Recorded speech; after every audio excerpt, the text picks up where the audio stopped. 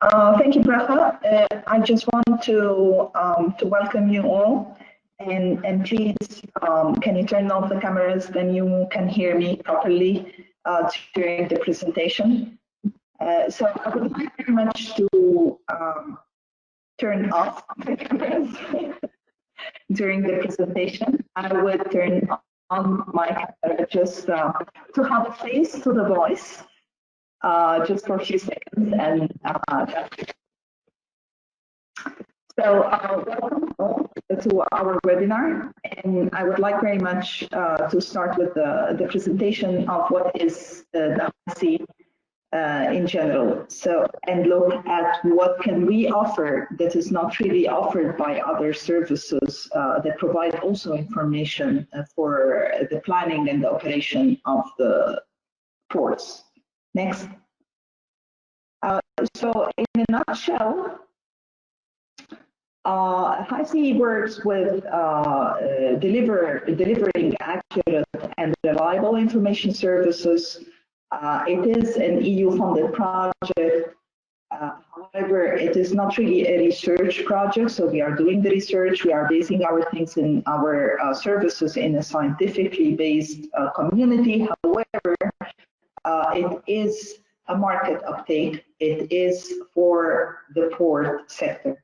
So it is co-designed with the users. The users are part of our consortium, and we are having their input, the requirements in every step that we make. We target the port and the aquaculture sectors. However, for today, we are just highlighting the port sector. And there are a couple of other users in the aquaculture sector to share with us the workshop.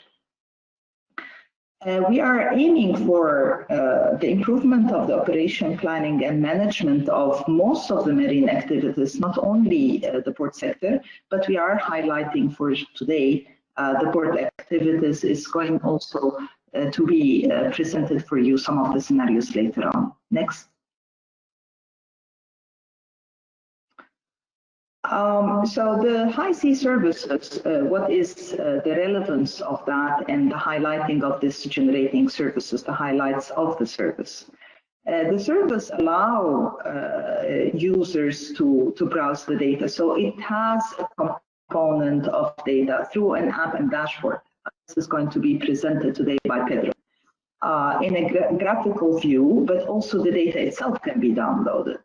It is an information service that would allow us to have early warning service and key performance indicators. So it has a wide spectrum of services and cases that you can use the service for. As I just said, the code design is going to be also presented by Rafael from the Port of Valencia. How it has this iterative concept that we are taking the information from the user and reflecting it to our work and then posting it again to the user for gathering the information. That is what we are doing today. This is the second iteration. It integrates different sources of data, and I'm going to explain a little bit on the integration. It is not only a repacking of the present data, it is adding value to the products and adding value to the data. It opens new market opportunities and jobs in the port sector. It is actually describing and enhancing processing chain from data models, high resolution to the user through the app and the dashboard. We plan our service and not like other funded projects that they really end by the end of the project.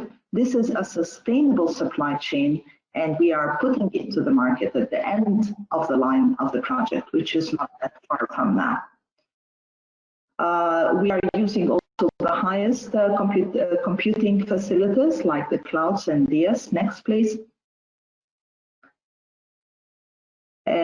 To make sure that this is a sustainable supply chain, we are having in our partnership a couple of institutes, big institutes scientifically and technical institutes like the Taris Arkansan Hydromod, but we also have the technical facilities and the maintenance of the dashboard, like Ascora. Argans is also helping us setting up business models in place, and that's why the market uptake is a very important concept in the HiSea. As I said, the co-design and the users is in the heart of our partnership. So we have Fundación Valencia Port, and we have Solonda as a representative of the aquaculture sector. Next. So again, I would like to dive in just for short on the integration of data and the added value that we are talking about. So let me just scan with you what are the sources of the information or the data that we have normally. We have the in situ measurements, and I guess you're experts in how in situ measurements are being collected, how costly it is. It is accurate data, but it is sparse in time. And to get the surveys normally takes a lot of energy and a lot of time. However, this is one component that would enter into our HiSea service. Another side of the coin, which is the satellite information that has been used extensively in the old days and enhanced in the resolution by the minute. And we are having new satellites being launched every year to help us observe the Earth from far. However, we have problems with the cloud coverage, and it's going also to be highlighted. It is highlighted to be one of the sources in HiSea. Finally, for the forecasting capability, we have, of course, the physical models that would capture our scientific understanding of the system. And moreover, we have global modeling, we have high resolution and local and very local models that require a lot of computational power and maintenance, and it's having its uncertainty in the output and the input. By merging those three components, then we have information consistent in space and in time, and we identify also the uncertainty and the erroneous in each source and in the added value product, the final product of HiSea. Hello, thank you, Gada, and good morning. So, well, carry on with the presentation. Obviously, apart from the different stacks that we have developed during the project, one of the key activities is the contact with ports in order to receive the inputs from the different port authorities, because at the end, this tool will be focused and is addressed to the port authorities, port facilities. So those stakeholders who know or who need to know what is the water quality. But when we talk about water quality, it's not only the different parameters. Also, we receive information from different sources, from against about the different parts of the emergency warning systems in order to recognize or identify oil spills, to model, and in order to anticipate and to prevent oil spills, and also the idea of the forecast weather in order to know exactly what will be the next steps in order to anticipate and to mitigate any problem. So in this sense, we have contacted during the first months of the project with different port authorities. We create a stakeholder advisory board in order to contact with them by different ways. Please, next slide, please.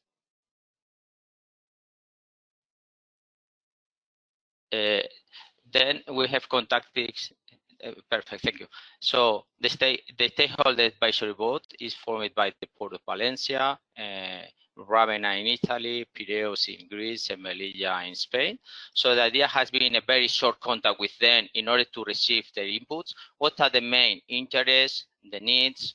So because the idea is to obtain or to achieve a useful tool in order to have information in real time from different sources, from the satellite images, and know exactly what is the water quality, taking into account the Water Framework Directive, and also how to anticipate and mitigate any oil spill or any emergency situation. That is the main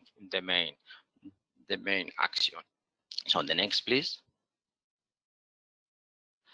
So the idea here is has been to have these short contacts through the organizations or the head of different workshops where we have received the information from these ports and other invitation ports that has been attending the workshops. Here we have analyzed exactly what are the main interests. We know exactly what is the state of arts. So when I say the state of arts means how is now the measures that we have at imports about to know exactly what are the parameters, the different measures, campaigns of the water quality, if we have sensors, what kind of sensors. So the idea is to have like an evaluation and assessment between what is the current situation at ports related to the water quality and what is the added value of the HiSea tool in order to install this platform in a port. Also, other actions taken on has been the questionnaires in order to receive user needs. We have disseminated these questionnaires to different stakeholders, port facilities, port authorities, but also with regional governments in order to know exactly what is these interests. And in these user requirements, we have identified 4 scenarios, mainly 4 scenarios, taking into account the area control and monitoring to know exactly what is the water quality. As I said before, the early warning system, that I mean here the emergency situation, like an oil spills, and how to act to anticipate and to prevent. The modeling in order to know what exactly is happening in the next steps, and the method that we said here, that is about the forecast weathers in order to receive all the information as possible, the maximum information as possible. And the next, please. And here you can see in the next slide, you can see the different scenarios and the details and information that we have collected during the previous phases in order to include and taking into account in the HiSea platform the co-design. And here I would like, at this point, I would like to give the floor to my colleague Mark, that is working with us in this project. Please, Mark. Hi everybody, I'm just going to turn on my camera so you can see who I am, but I'll turn it off again so there's no connection problems. Okay, so thank you everybody, and I'm just going to go through the demonstration scenarios that we want to show after in the actual demonstration. Okay, so we have the user needs all from the workshop and the questionnaire. We have the user needs, which were translated into user requirements and are now put into scenarios to show how users can visualize using the HiSea platform. So during this process, the HiSea team realized that each port is unique with its own characteristics and its own needs, making this an important challenge to come up with a platform that fulfills every port's needs and expectations. In the following slides, I'm going to go through just some possible scenarios. So I'd like to invite everyone that has an idea or comes up with a new scenario that better fits their port or activity. So please feel free to send us your idea through the chat at the end or through via email, which we'll give to you later. So just bear that in mind. So the first one we're going to talk about is area control and monitoring. That's what we call it. So ports generally cover a large area of protected calm waters, and this makes it more of a challenge to measure the water quality of a whole area. The bigger the port, the more sample points, and the more difficult it is to represent. So exactly, and more so to obtain a value that represents the entire area. So measuring campaigns are normally carried out during the year, every other month or so, depending on the port. In specific points in which value represents the entire area. 1 second. So it's impossible to measure every part of the water every day. So what we are achieving is to eliminate gaps between campaigns and incrementing sampling points, providing precise continuous measurements to be able to monitor any point and any area inside or outside the port. So this will allow a port to characterize their waters at any time of the year and not just in specific sampling points. So this will also benefit the port in the sense of complying with water quality regulations, because they'll be able to know whether they are within the regulation limits at any time and not just when the campaigns are carried out. Of course, there's also a delay between when the campaign is done and the results are received. We all know that the trend is for regulations to become more and more strict. So it's a way of staying on top of what the ports, what's going on with the port's waters. So next, please. Thank you. I'd like to point out that the platform is currently under development, so we could say that it's alive and changing for the better. So it's we're continuously improving and setting out different scenarios to try and see how it can fit in different ports. So that's why your information is very important. Okay, so second, we are working towards developing an early warning system, as Rafa mentioned earlier. So the idea here is that if the platform detects, or the idea is for the platform to detect at an early stage an abnormal value for a specific water parameter, say any water parameter outside a specific limit, depends on each port.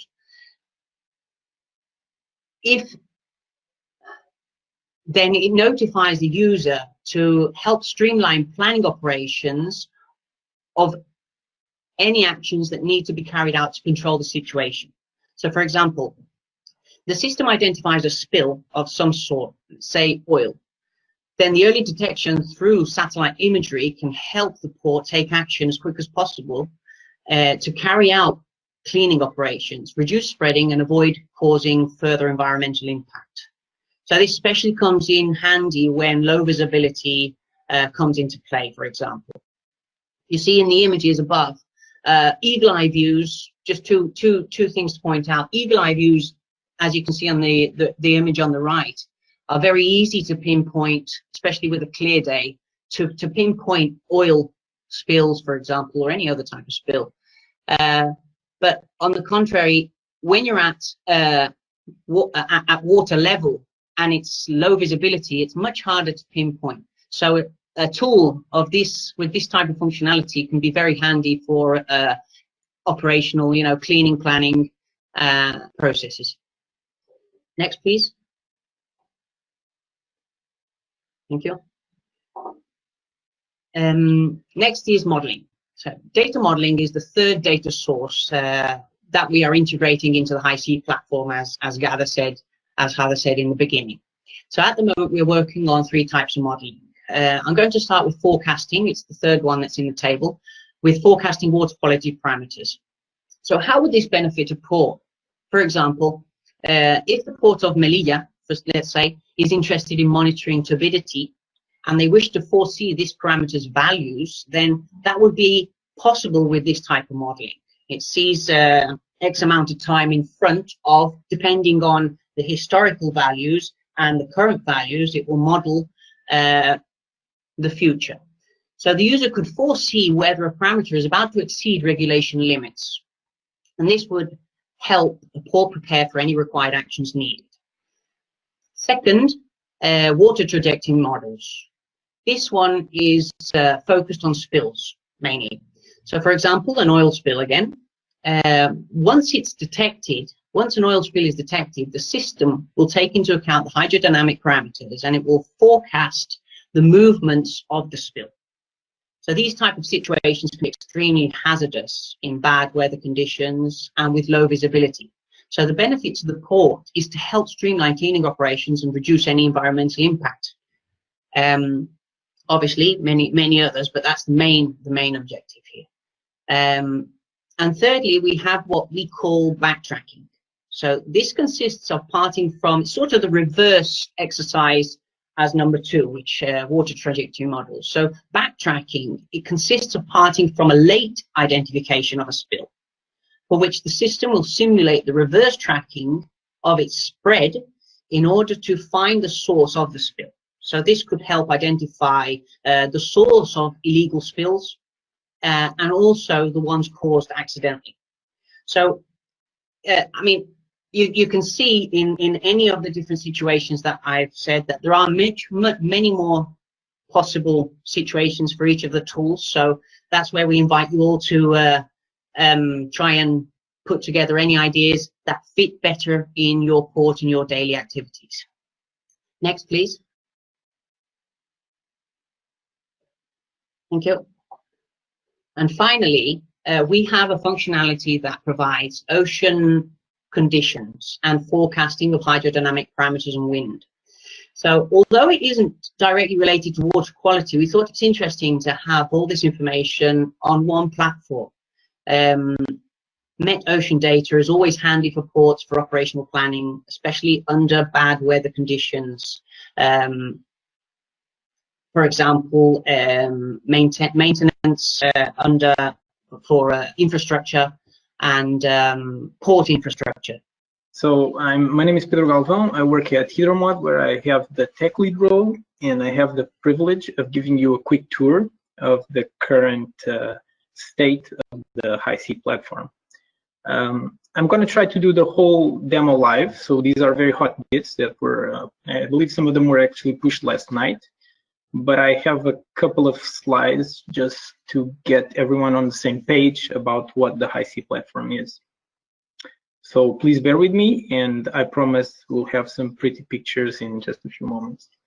So the HiSea platform is divided into HiSea Services, which are just a bunch of web services. Like the name implies, they supply you something.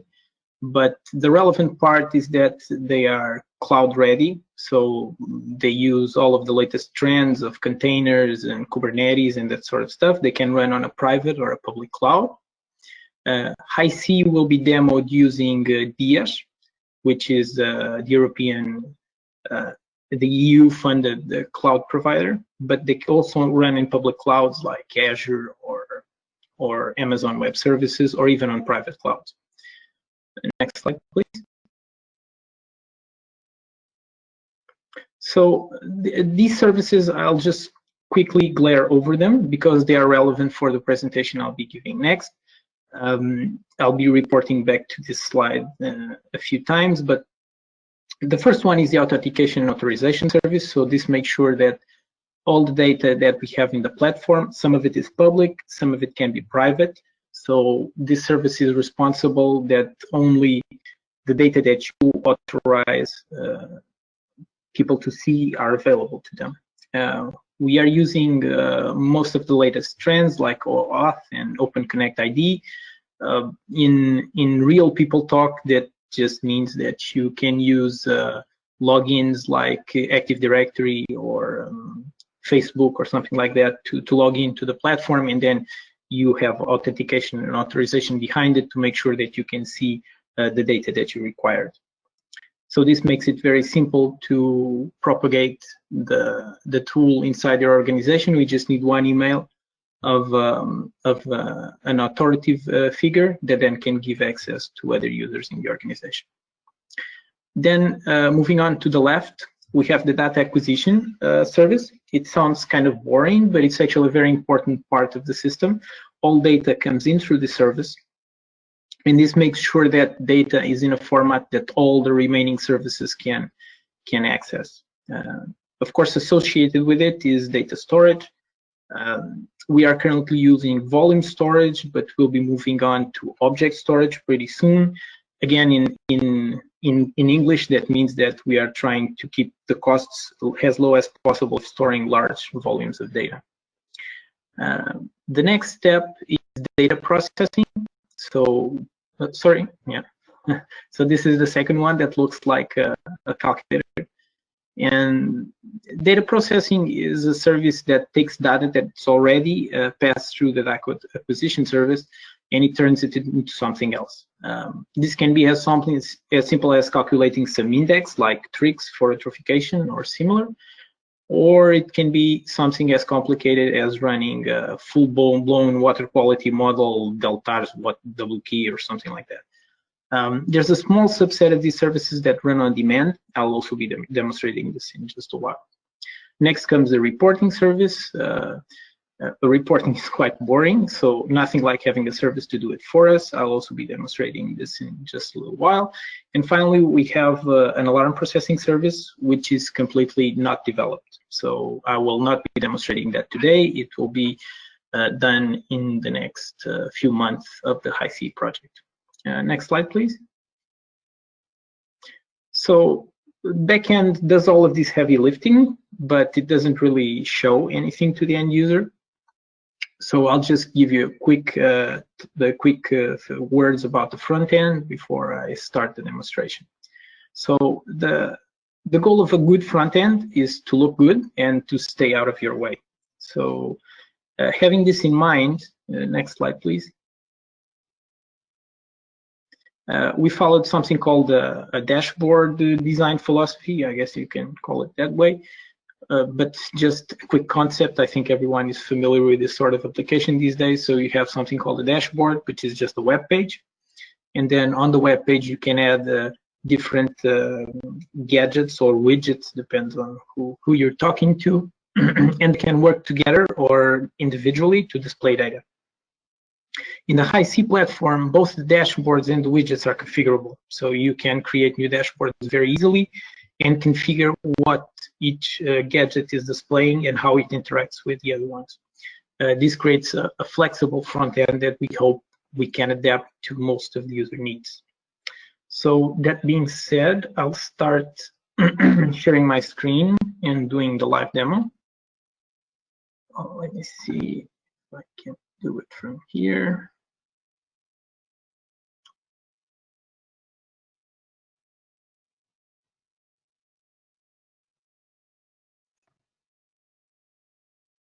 I think, Sandra, I think you need to approve my screen sharing.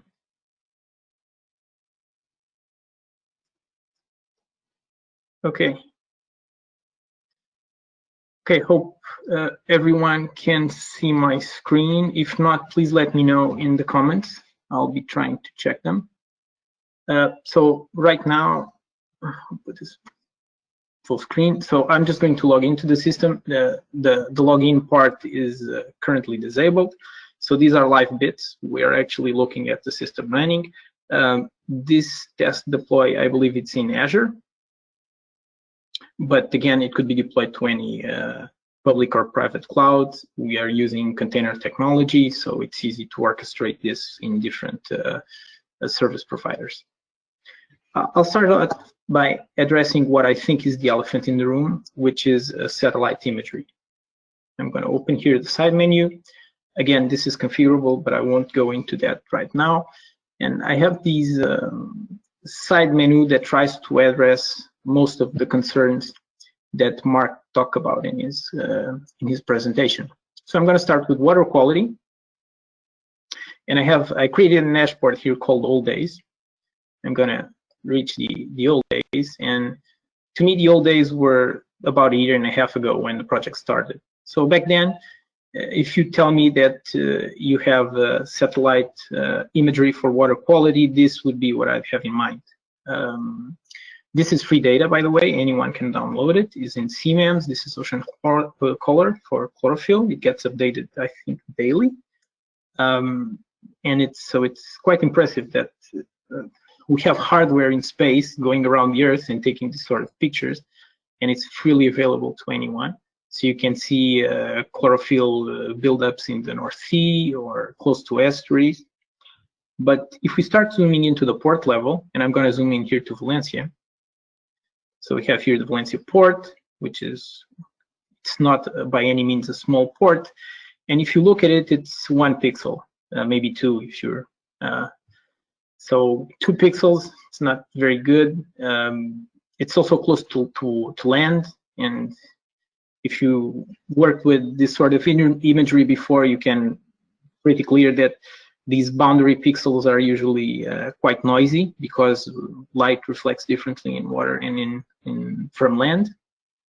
So this wouldn't be very useful if we're talking about port operations. However, these were the old days. So right now, inside HiSea, one of the partners, Argans, is supplying this sort of imagery. So let me just zoom in just to, because to me, this is still amazing. If you look at the pixel size, it's about the size of a container. So we're talking about 10-meter resolution. Well, one of the requests that Mark talked about was if it was possible to sample water quality inside the port basin. And yes, you can. You just click on one point. You immediately get the values here on the side.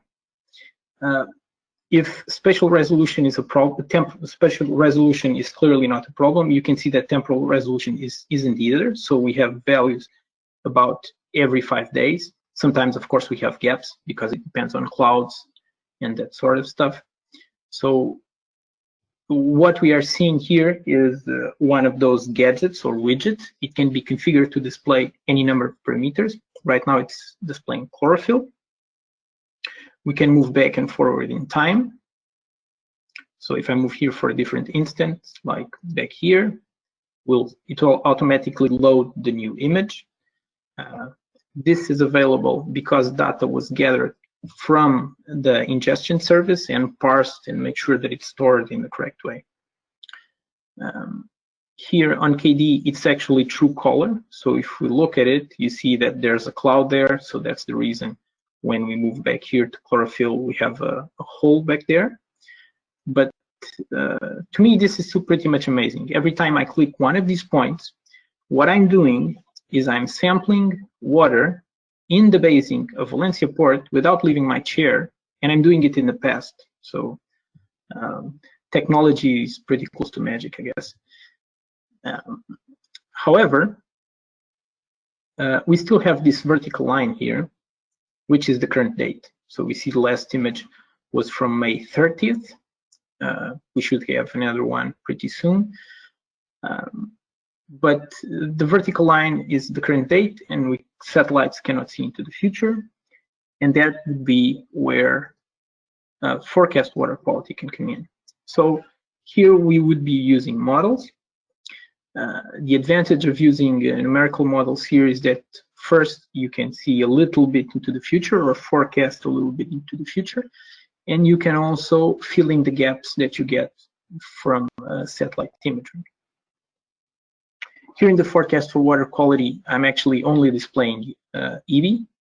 So it's also quite a coarse model, but Daltars is working on a very fine-grained water quality model for the Piraeus area.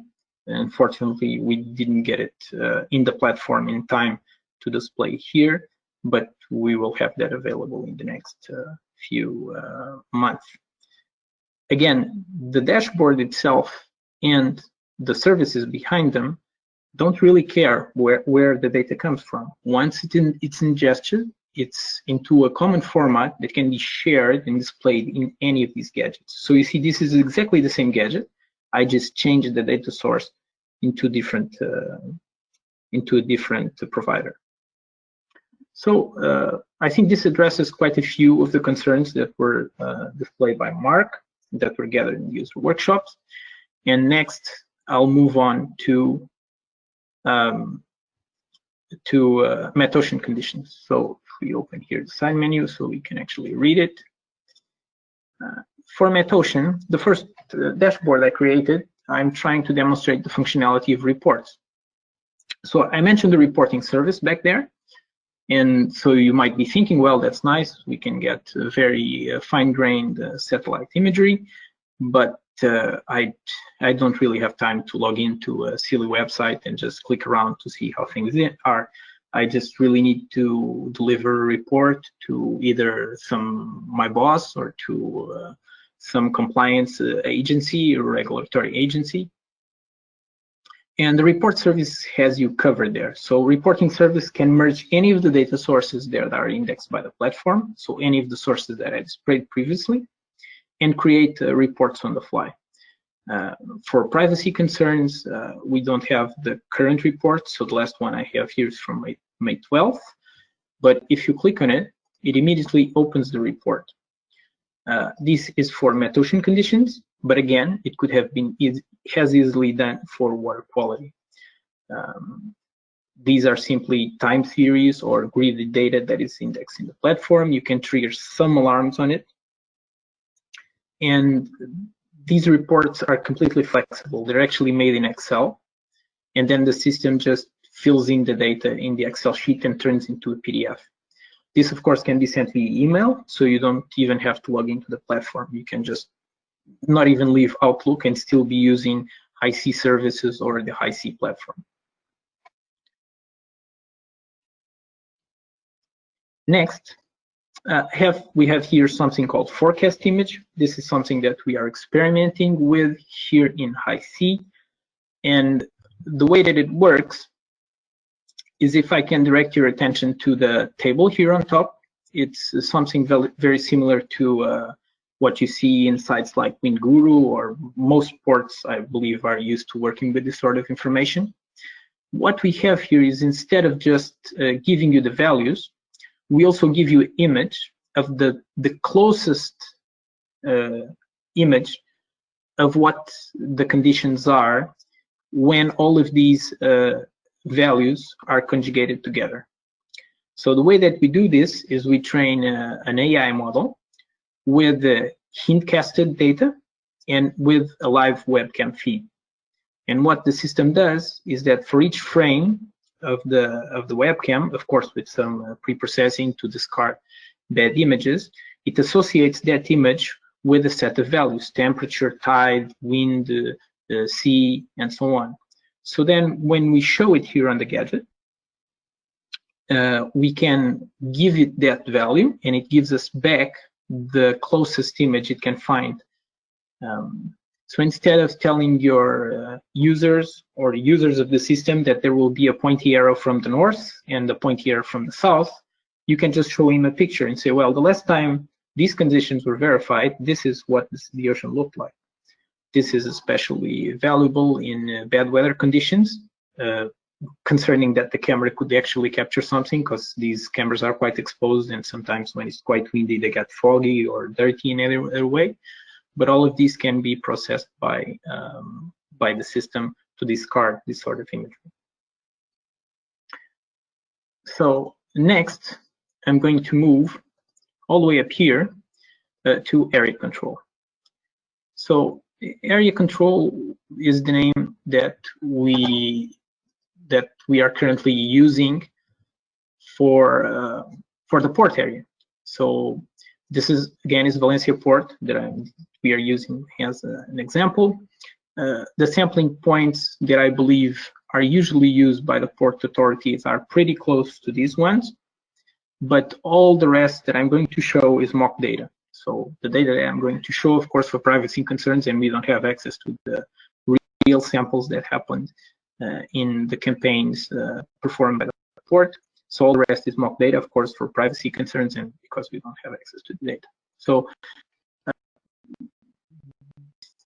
the goal of this part is to, while point sampling is very important, we would like to make it easier to include in the platform. So if you click one of the points, you can see all of the campaigns that happened at the point. Again, of course, this is mock data. You can see it in table or in chart format, mixing any point that you want to see. Of course, campaigns are usually sparse, so the mock data that we loaded are quite far apart. One of the things that we've added here is that we've used the ingestion service so that you can have associated with each value the actual lab report where the values came from. Again, this is mock data, which I try to make pretty clear by calling it a fake lab report and thanking you sincerely from the fake lab report. But you can see each value that is stored, you can backtrack it to the actual report bulletin that's usually signed and has some legal authority back from the platform into the report value. So that is pretty useful, but you might be thinking, well, it's okay, but that's a lot of work to put into the platform.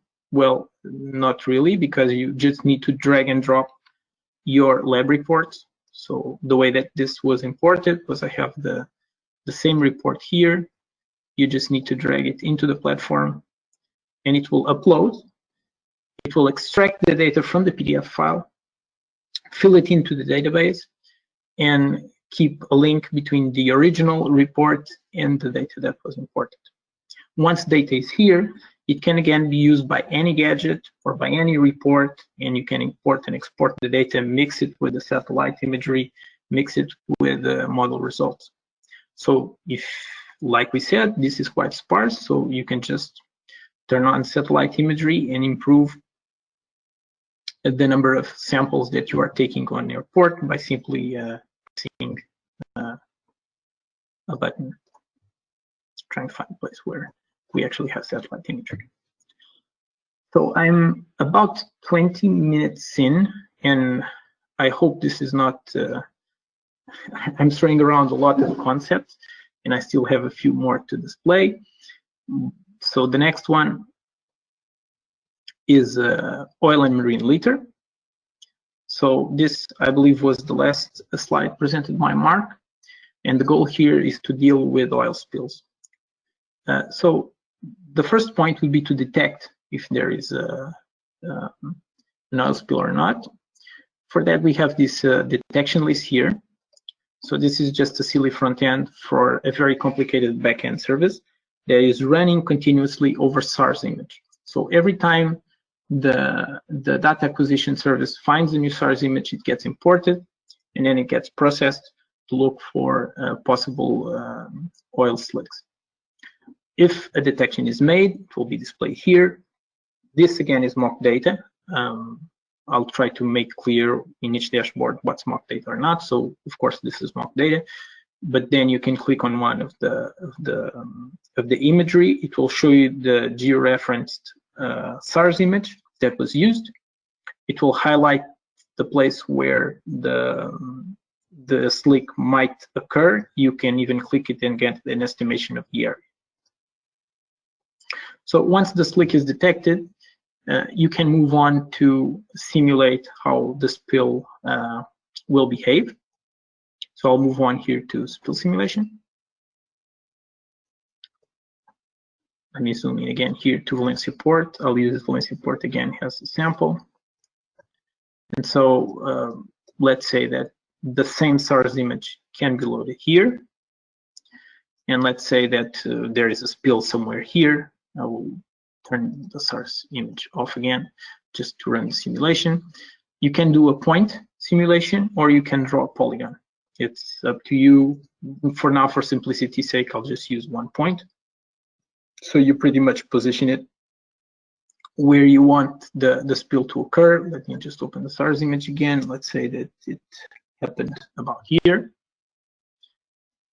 And then you can click OK and start a simulation.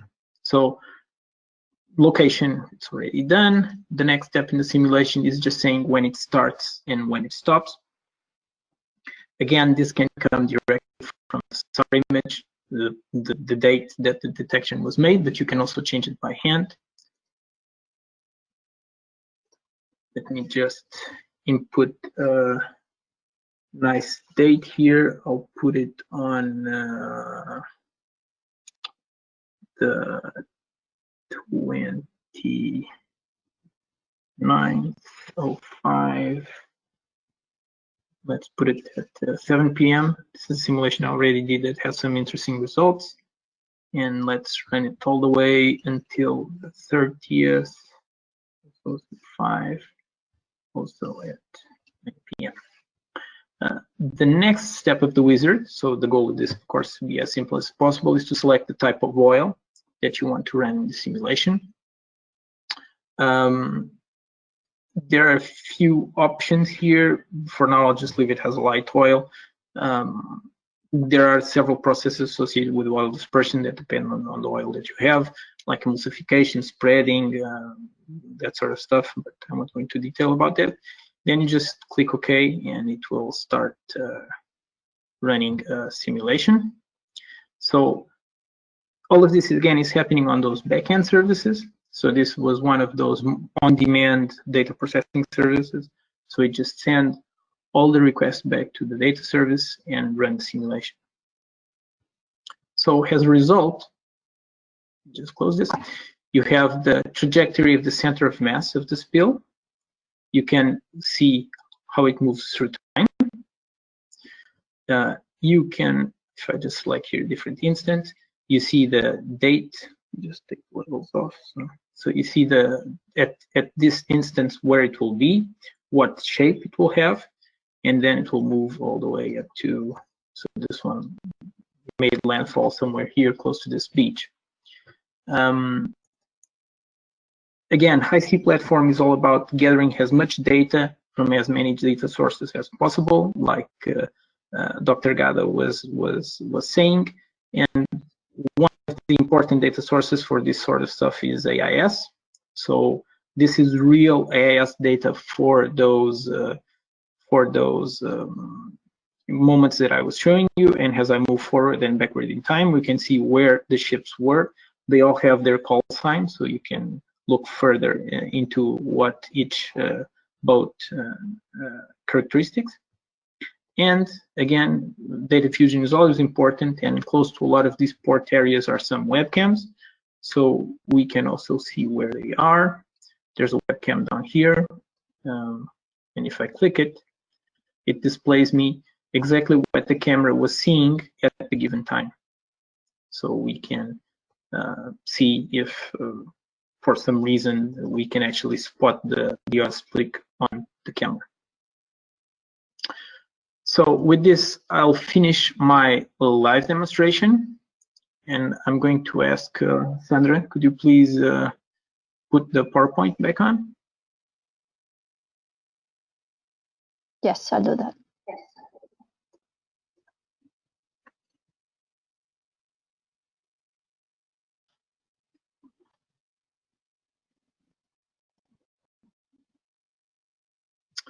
Okay, so I have just one more slide with some key takeaways. So this was a lot of tech to demonstrate in just 20 minutes. So I glazed over a lot of details, but I'm available for any questions that you might have. But the key takeaways I hope that everyone can take from the demonstration is that the first one is that the quality of satellite imagery these days is, to me, it's completely mind-blowing. And so this data is available, it's on the platform, and it's something that I believe ports should take advantage of.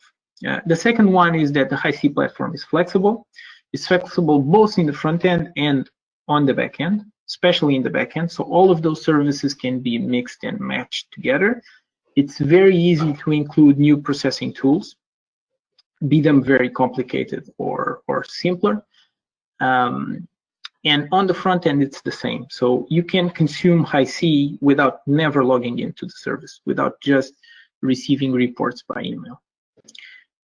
So the added value that we are trying to bring with HiSea is the ability to merge different data sources, be it cameras, point values, satellite imagery. We want everything to be mixed together in a way that it's easy to access to the end user. And the final point is that we are developing HiSea in the open. This development effort has about a year, we're close to 1 year of development. But we are doing this in the open, so we are open both to suggestions as to requests, and so contributions are welcome.